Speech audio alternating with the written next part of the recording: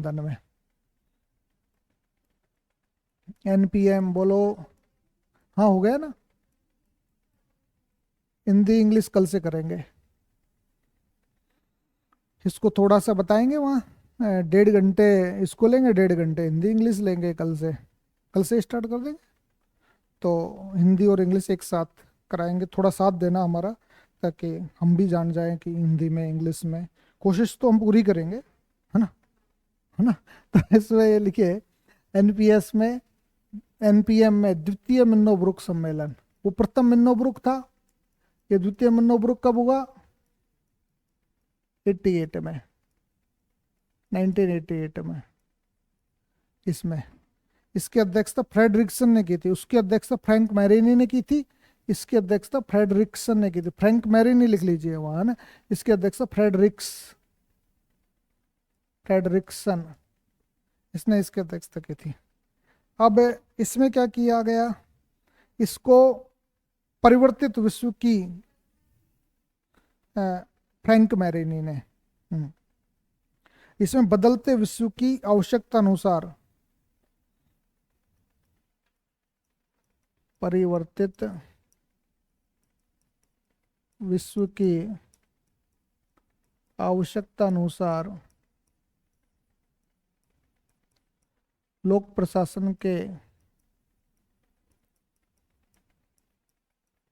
भूमिका का अध्ययन किया गया है। इसमें अध्ययन कि भाई विश्व बदल रहा है, तो लोक प्रशासन के रोल में भी चेंजेस आना चाहिए।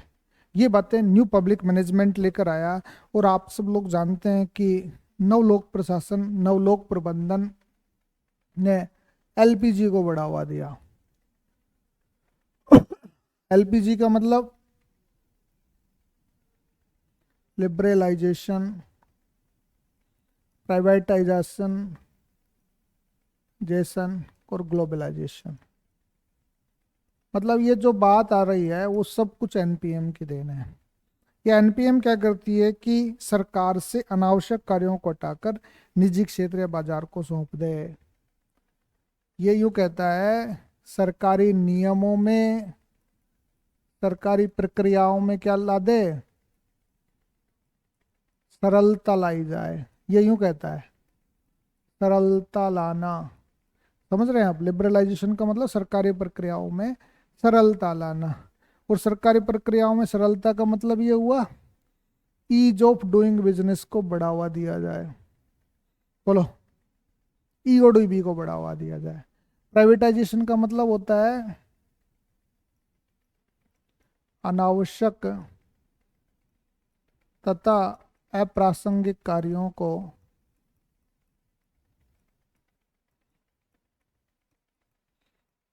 निजी क्षेत्र या बाजार को सौंप दिया जाए।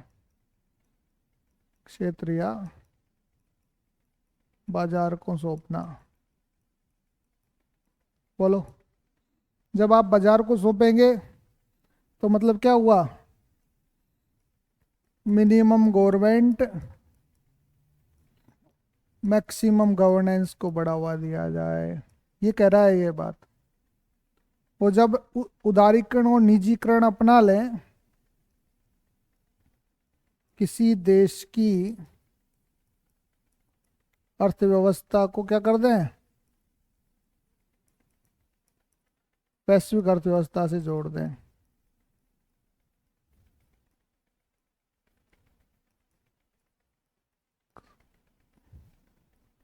से जोड़ दिया जाए, जोड़ दिया जाए तो ये वैश्वीकरण हो जाएगा आपका। ये परिणाम क्या क्या निकलेगा? वैश्वीकरण में निकलेगा। तो अब इससे क्या होगा? इससे क्या हो गया कि लोक प्रशासन, सरकार की भूमिका सीमित हो गई। सरकार की भूमिका सीमित करना। और सीमित करना तो क्या क्या काम करे केवल सरकार? सरकार करे केवल कानून व्यवस्था बनाए रखना। सरकार का काम क्या रहे? कानून व्यवस्था बनाए रखना, लॉ एंड ऑर्डर मेंटेन रखना रहे एक तो। दूसरा दूसरा सरकार का काम क्या कामकाज क्या रहे? गुड गवर्नेंस को बढ़ावा देना।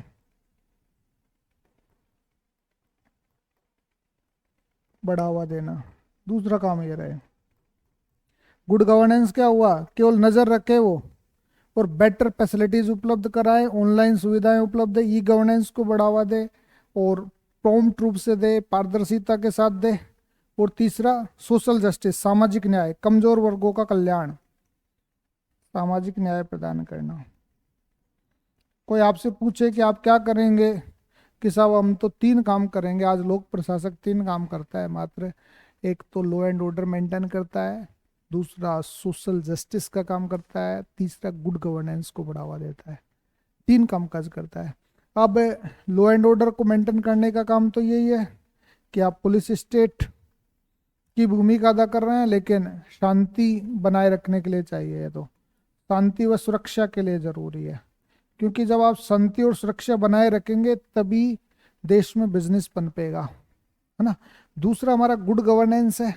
गुड गवर्नेंस के लिए आप क्या कर रहे हो, गुड गवर्नेंस के लिए पारदर्शिता लाई है। पारदर्शिता लाने के लिए आपने आरटीआई एक्ट लेकर आए कि नहीं आए। दूसरा प्रक्रिया में सुधार के लिए ऑनलाइन मोड ले आइए।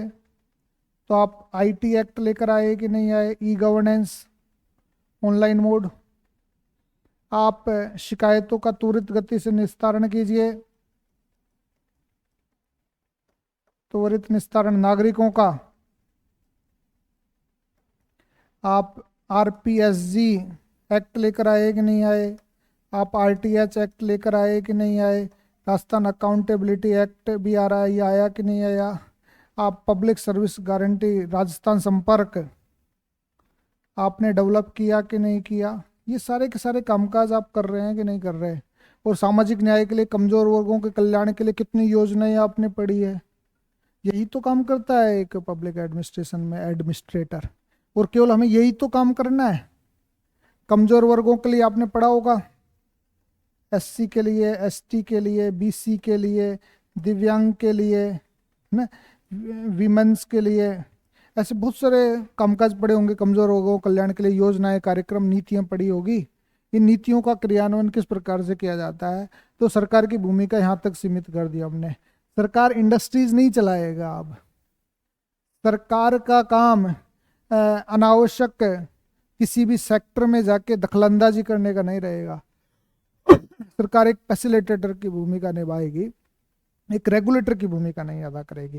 मतलब एक सर्विस प्रोवाइडर के स्थान पर फैसिलिटेटर की भूमिका होगी। सर्विस प्रोवाइडर वाले यूएसपीज आपके अलग अलग होंगे, यूनिक सेल पॉइंट्स अलग अलग होंगे आपके, जिसमें ई मित्र हो गए, आजकल ई मित्र प्लस हो गए, आपके कॉमन सर्विस सेंटर्स हो गए आपके। ये लोग ही तो सेवाएं दे रहे हैं सरकार की। तो ये काम कर दिया। और इससे क्या होगा कि आपके नव लोक प्रशासन क्या होगा, लोक प्रशासन को अधिक रिजल्ट ओरिएंटेड बनाएगा, परिणाम उन्मुखी बनाएगा, लक्ष्य उन्मुखी मतलब गोल ओरिएंटेड, टारगेट ओरिएंटेड बनाएगा, ट्रांसपेरेंट बनाएगा, सेंसिटिव बनाएगा, पीपुल्स पार्टिसिपेशन को बढ़ावा देगा, टेक्नोलॉजी के साथ जोड़ेगा। बोलो ये सारी चीजें जोड़ेगा कि नहीं जोड़ेगा नवलोक प्रशासन, बोलिए। नवलोक प्रबंधन में क्या हो गया, नवलोक प्रबंधन क्या है, यह ग्राहक को उन्मुखी है, बोलो, ये लक्ष्योन्मुखी है, ये लक्ष्योन्मुखी के बाद में क्या हो गया, ये आपका परिणामोन्मुखी हो गया, परिणामोन्मुखी है, रिजल्ट ओरिएंटेड, परिणामोन्मुखी है, ये आपके जन भागीदार है, मतलब पीपुल्स पार्टिसिपेशन इन एडमिनिस्ट्रेशन, तकनीक में भागीदार है, ये संवेदनशील है। तो ये विशेषताएं हो गई इसकी एनपीएम की, कोई पूछे। और एनपीएम कब होगा, जब आप 4D पर बल देंगे। यह 4D पर बल देता है। 4D पढ़ चुके हैं आप क्या, डेमोक्रेटाइजेशन, डिसेंट्रलाइजेशन, डिब्यूरोक्रेटाइजेशन एंड डेलीगेशन पर यह बल देता है। अब 1980 में इसका क्या हुआ, बढ़ता आकार कम कर दिया, अकुशलता को दूर करने के लिए मतलब कंप्यूटर क्रांति ला दी इन्होंने, सारी चीजें इन्होंने डेवलप की। तो बर्जले ने इसको क्या किया, क्रिस्टोफर हुड ने सबसे पहले प्रयोग किया था इसका प्रयोग, सबसे पहले प्रयोग किसने किया? प्रथम प्रयोग कोई पूछे, क्रिस्टोफर वुड। और इसको एनपीएम शब्द किसने गढ़ा था? एनपीएम को उद्यमी सरकार, एंटरप्रेन्योरशिप गवर्नमेंट, एंटरप्रेन्योरशिप गवर्नमेंट किसने कहा था? इसको कहा था गैब्रियल ने। उद्यमी सरकार गैब्रियल ने बोला था, गैब्रियल। ये गैब्रियल ने एंटरप्रेन्योरशिप गवर्नमेंट किसे क्यों कहा? क्योंकि जिस प्रकार एक एंटरप्रेन्योर अधिक लाभ और निवेश के उद्देश्य से काम करता है, धन का अधिकतमीकरण सिद्धांत पढ़ेंगे आप प्रबंधन में। धन का अधिकतमीकरण सिद्धांत होता है या तो लाभ अधिकतम करना या अपनी नेटवर्थ बढ़ाना। तो ऐसे ही सरकार को भी धन का अधिकतमीकरण पर फोकस करना चाहिए, लाभ के फोकस पर काम करना चाहिए, केवल समाज के हित के लिए ही काम नहीं करना चाहिए। यह एंटरप्रेन्योरशिप गवर्नमेंट है। डेविड ओसबोर्न की एक किताब आई थी, उसने कहा था री इन्वेंटिंग गवर्नमेंट। री इन्वेंटिंग गवर्नमेंट में यह कहा गया कि मतलब री इन्वेंटिंग गवर्नमेंट मतलब सरकार का एक नए रूप में खोज। तो उन्होंने कहा कि हमें और सरकार नहीं चाहिए, हमें और सरकार नहीं चाहिए, हमें शासन ऐसा काम करे जो क्या करे, सामूहिक रूप से हमारी समस्याओं का समाधान करता हो, और सरकार हमारे द्वारा प्रयुक्त औजार का भाग है, और औजार अब अप्रासंगिक हो चुका है, जिसे नवीन रूप देने की जरूरत है। उन्होंने कहा था कि सरकार क्या करता है, हमारे लिए तो काम करती है, समस्याओं का ही तो समाधान करती है। कहीं सरकार समाधान करने के बजाय समस्या क्रिएट कर रही है तो बड़ी समस्या है। तो ये समस्या क्रिएशन करने वाले नहीं होने चाहिए, समस्या का समाधान करे।